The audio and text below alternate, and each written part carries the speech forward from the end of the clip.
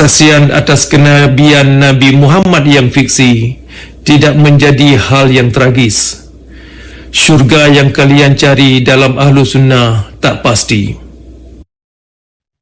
Assalamualaikum warahmatullahi wabarakatuh. Jumpa kembali dengan channel Sobat Bang Zuma. Pada kesempatan kali ini semoga saudara-saudaraku semuanya selalu dalam lindungan Allah Subhanahu wa taala. Amin amin ya rabbal alamin. Baik ikhwan fillah semuanya yang selalu dirahmati oleh Allah Subhanahu wa taala.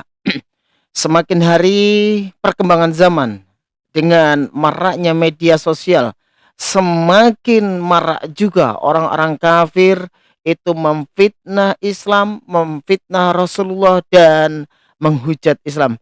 Baik sahabat-sahabat semuanya, nanti kita akan menyajikan sebuah video di mana dua orang kafir, dua orang Kristen memfitnah Rasulullah bahwasannya Rasulullah Shallallahu Alaihi Wasallam itu adalah fiksi dan bahkan mengatakan apa yang disampaikan oleh Rasulullah itu hanya ilusi. Jadi sahabat-sahabat semuanya semakin waspada, waspadalah terhadap orang-orang kafir yang berusaha untuk mengikis akidah umat Islam dengan usaha-usaha mereka, bukannya mengajak diskusi atau membahas tentang hal-hal yang memang belum mereka ketahui, tapi mereka berusaha untuk memfitnah dengan cara-cara seperti ini, teman-teman. Sahabat-sahabat ikhwan fillah semuanya, nanti kita akan menilai bagaimana orang-orang kafir ini berusaha mendiskreditkan Rasulullah Shallallahu Alaihi Wasallam yang kita yakini, yang kita imani mendapatkan wahyu dari Allah Subhanahu wa taala, dan yang kita imani bahwasanya Al-Quran adalah kitab suci. Bagaimana kalau orang ini mengatakan semuanya adalah ilusi, teman-teman? Baik sahabat-sahabat semuanya, kita simak videonya, nanti kita komentari bersama-sama, dan semoga saudara-saudaraku semuanya tidak terpengaruh dengan orang-orang laknat seperti ini. Baik, kita simak bersama-sama, teman-teman. Assalamualaikum. Nih. Dari sini saja gaya-gaya muslim dipakainya orang-orang seperti ini ya, teman-teman ya. Jadi orang-orang kafir ini sukanya memang menyamar-nyamar. Cocok yang ada di dalam Bible. Menyamar seperti domba, padahal mereka serigala yang buas. Judul puisi saya kali ini adalah Nabi Muhammad. Nah, jadi satu orang ini di depan Kristen, jelas ya itu orang Kristen ya, membuat satu puisi yang dikasih judul Nabi Muhammad. Kita simak nanti apa isi puisi yang dimaksudkan oleh orang laknat seperti ini. Menurut Al-Quran, Nabi Muhammad dalam ajaran Ahlu Sunnah adalah fiksi. Dari Sahih Al-Bukhari hingga hadis Nasai, Nabi Muhammad adalah gambaran fiksi. Nah, di sini ya teman-teman ya.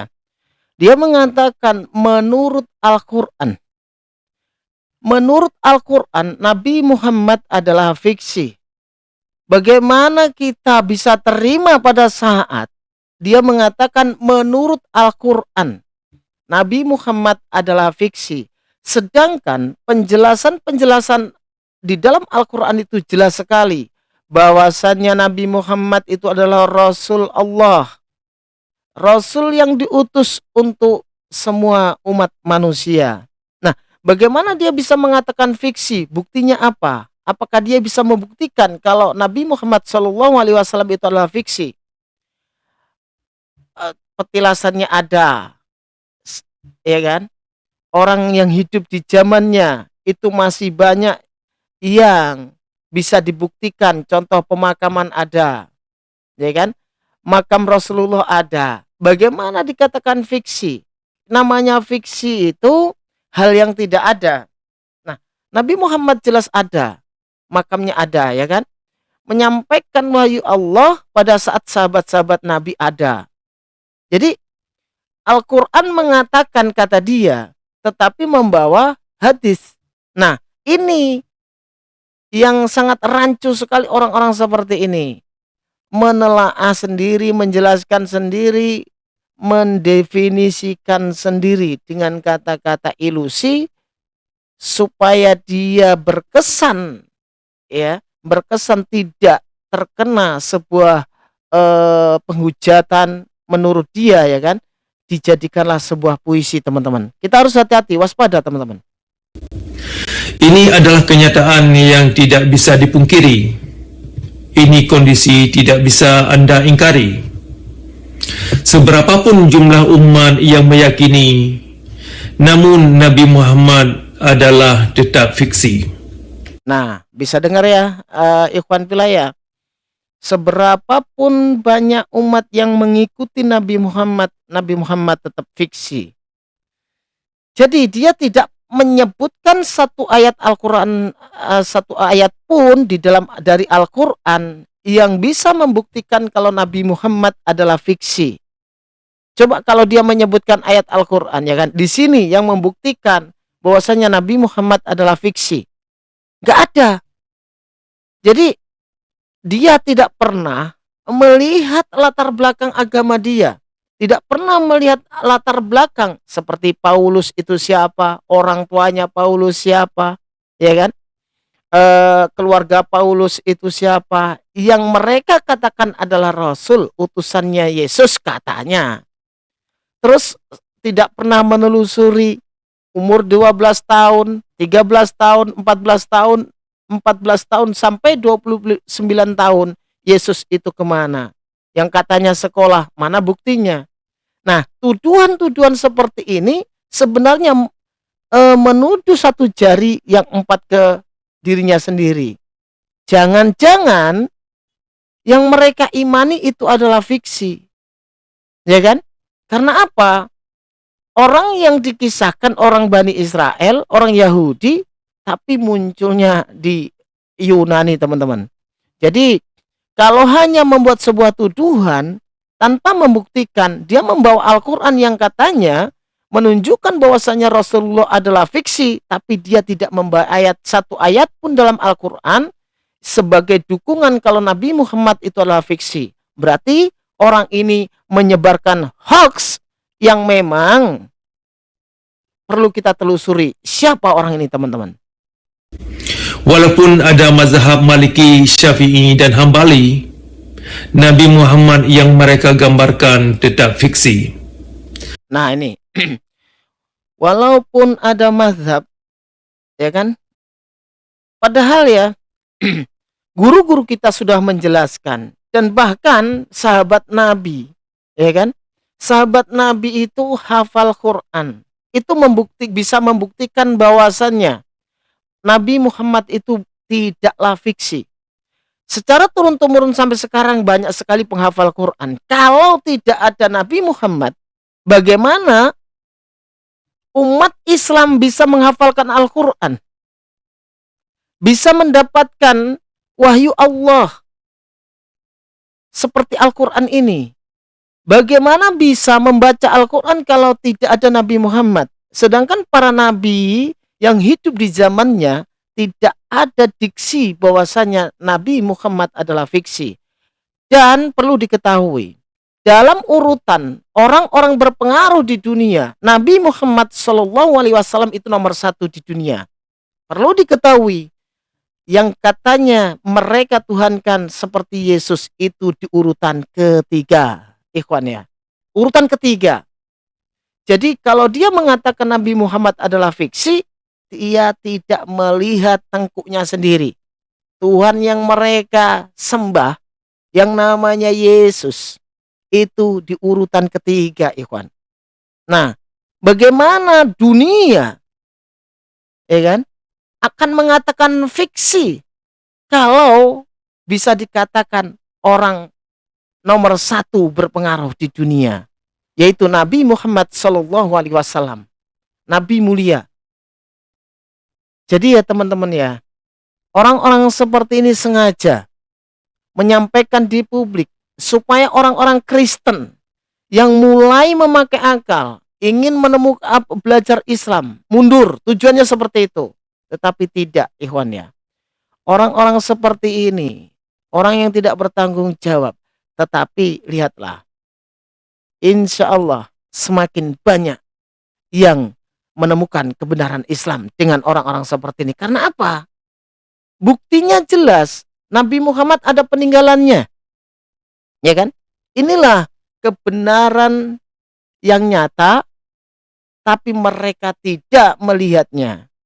Mereka sengaja tuli telinga, membutakan mata. Itulah yang dikatakan oleh Allah, bahwasanya orang-orang yang disesatkan itu ya orang seperti ini.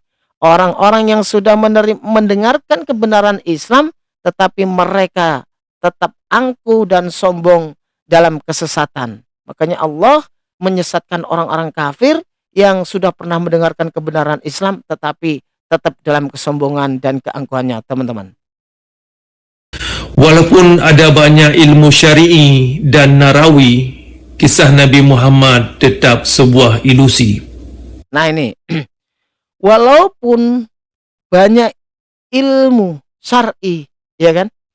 Sebenarnya kalau dari ucapan ini, dia mengakui bahwasanya di dalam Islam itu banyak syariat-syariat yang harus diikuti, yang harus dijalankan, yang harus diterapkan. Dengan adanya syariat-syariat dari Rasulullah, penyampaian-penyampaian dari Rasulullah, apakah itu bisa dikatakan fiksi? Kalau tidak ada Rasulullah, bagaimana syariat-syariat Islam ini muncul, diterapkan menjadi hukum? Buktinya banyak sekali hukum-hukum yang diterapkan dalam pemerintahan, kalau kita telusuri itu ya mengikuti syariat-syariat, aturan-aturan di dalam hukum-hukum Islam. Coba kalau dunia, negara ya yang mayoritas Kristen memakai aturan-aturan seperti yang ada di dalam Bible, ya kan? Marilah kita seperti itu ya, yang tertulis gitu ya kan? Bagaimana negara?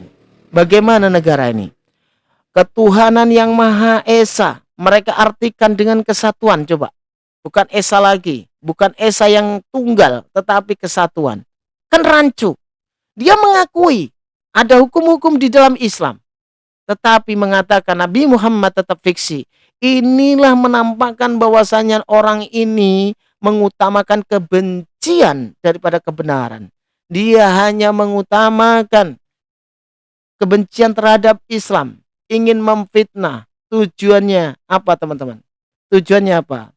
Hanya ingin memfitnah Islam, memfitnah Rasulullah. Jadi dasar kebencian inilah orang-orang kafir. Bukan mencari kebenaran, bukan kebenaran yang disampaikan, tapi kebencianlah yang ada dalam diri dia, sehingga mengatakan apapun kebenaran itu dikatakan fiksi. Al-Quran jelas, disampaikan dengan jelas, disusun dengan rapi. Itu pun ada ayatnya. Al-Quran mengatakan seperti itu, ya kan?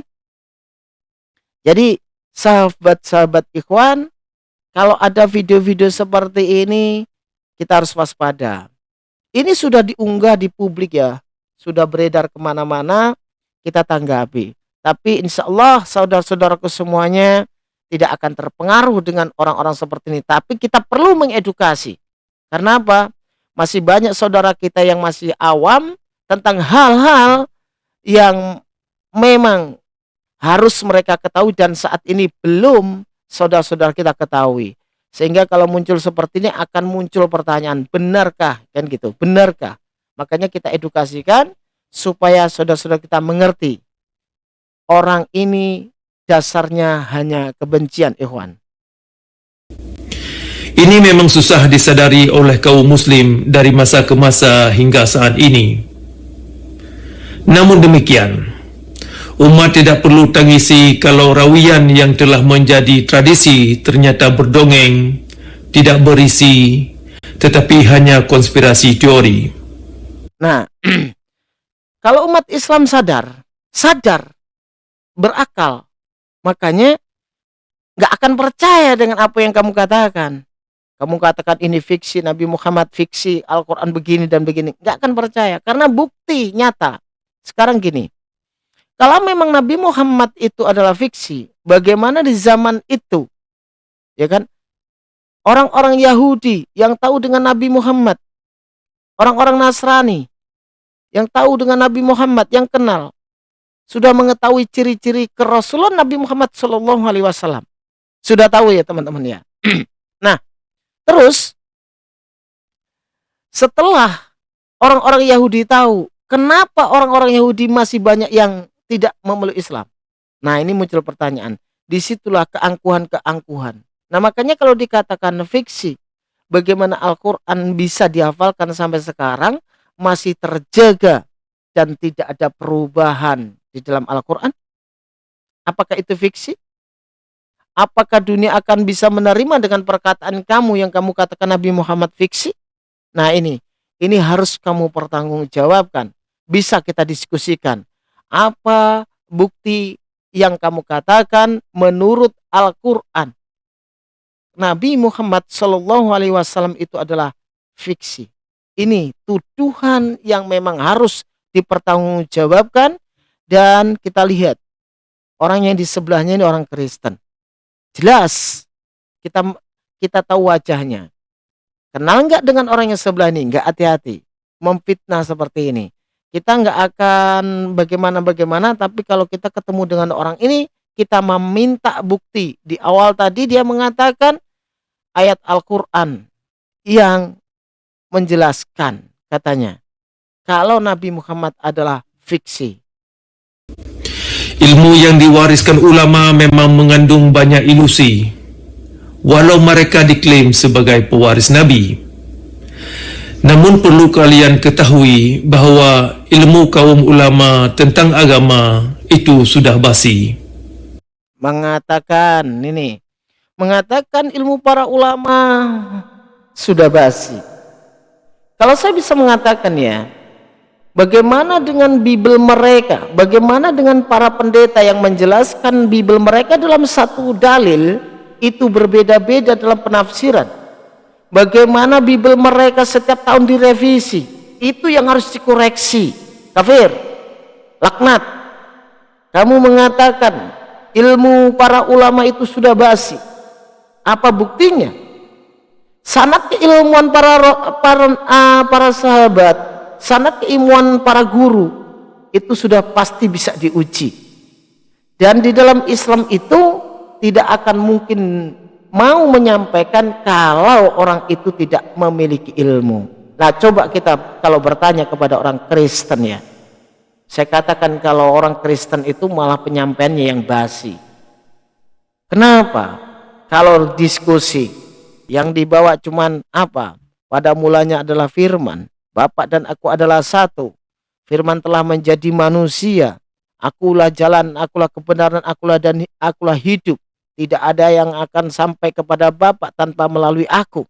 Setiap hari dalilnya yang dibawa itu. Kapan orang Kristen itu bawa dalil-dalil baru kalau diskusi? Itu yang basi.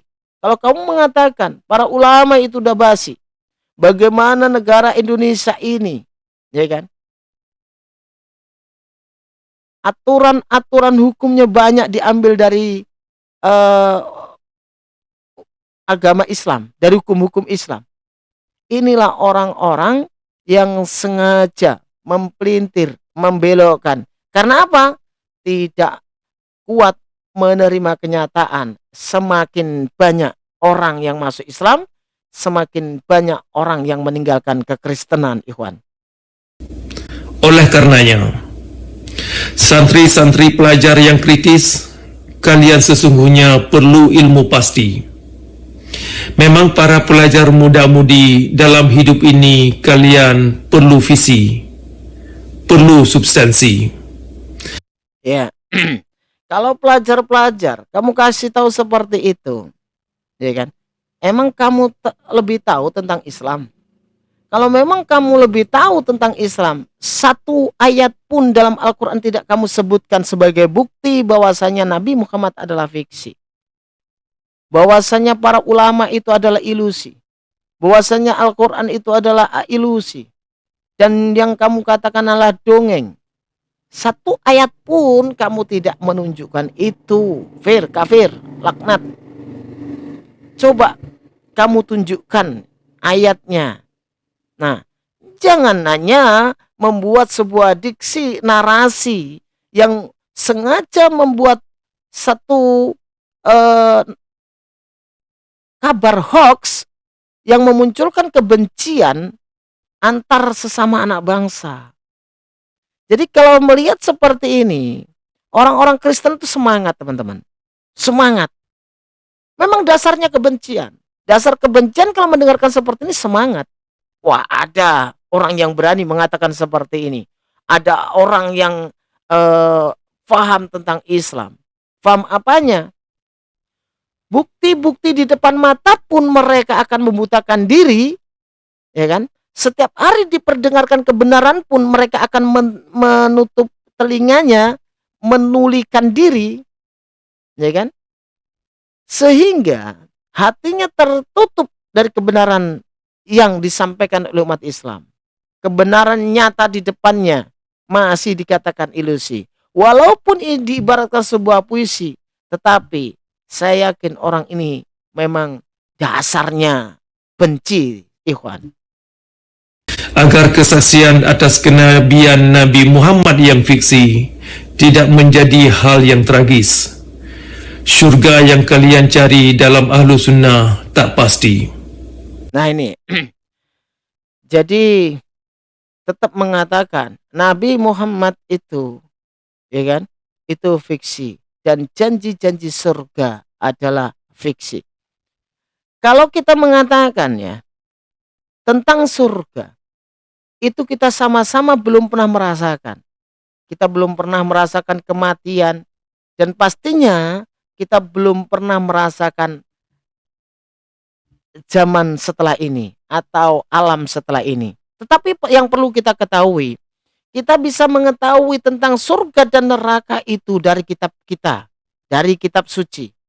Umat Islam dari Al-Quran, orang Kristen dari Bible. Bagaimana bisa menjelaskan tentang surga? Masuk akal enggak? Bagaimana Kristen, apa Yesus mengatakan?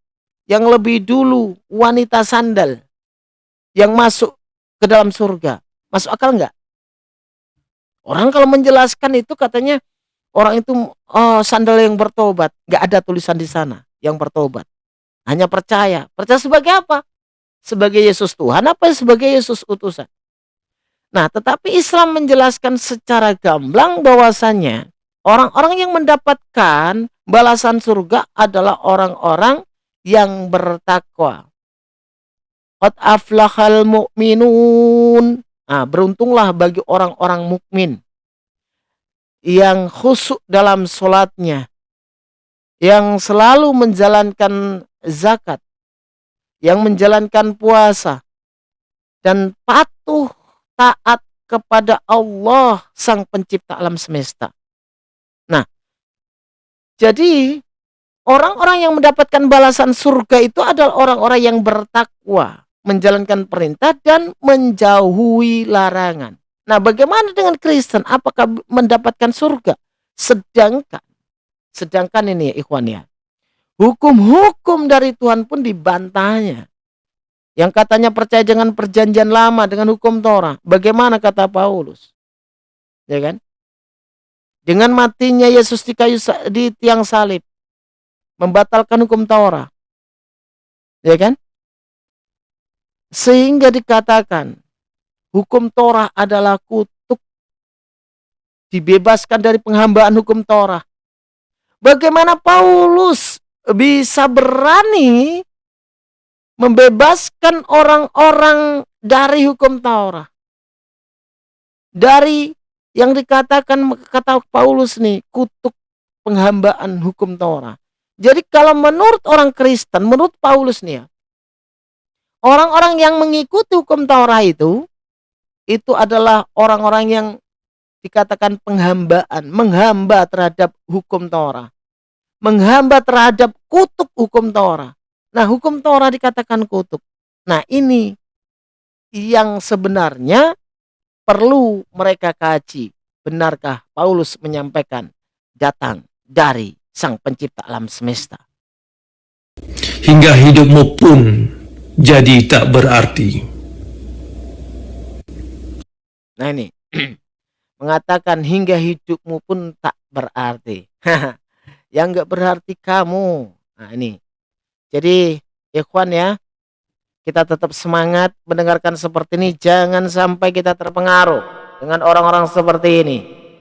Jadi tetap waspada, waspada dan waspada.